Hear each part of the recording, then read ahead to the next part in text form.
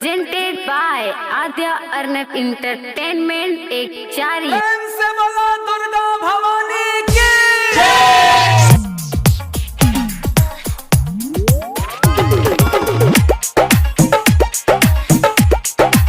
Music by DJ Vikas Sitamarhi.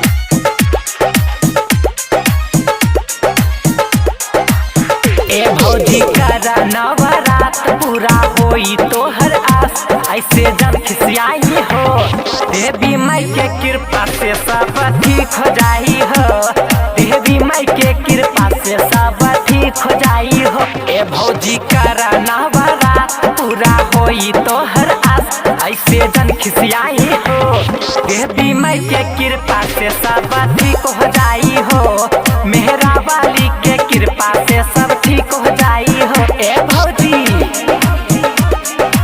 Music by DJ Vikas Sitamarhi.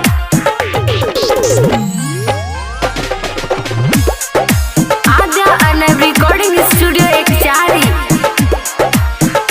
हाँ देखली है फूल एक दिन खिली आंगनवा उन्हीं कृपा से होई सुनर ललनवा। हाँ देखली है फूल एक दिन खिली आंगनवा उन्हीं कृपा से होई सुनर ललनवा।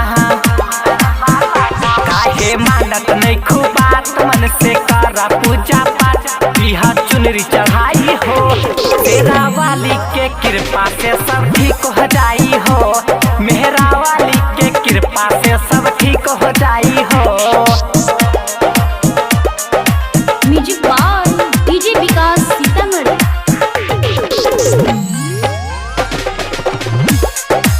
आद्या अर्नब रिकॉर्डिंग स्टूडियो एक चारी। हाँ अजय आजाद संगे मनी से उत्तम तोहके घूमई है मेला प्रेमी पुरुषोत्तम। मान जाना अजय आजाद संगे मनी से उत्तम तोहके घूमई है मेला प्रेमी पुरुषोत्तम।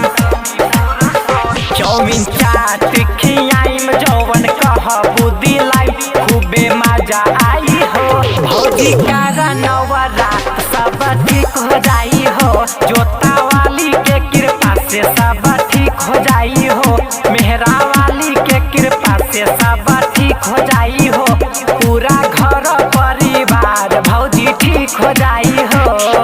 ए भौजी मान जाना।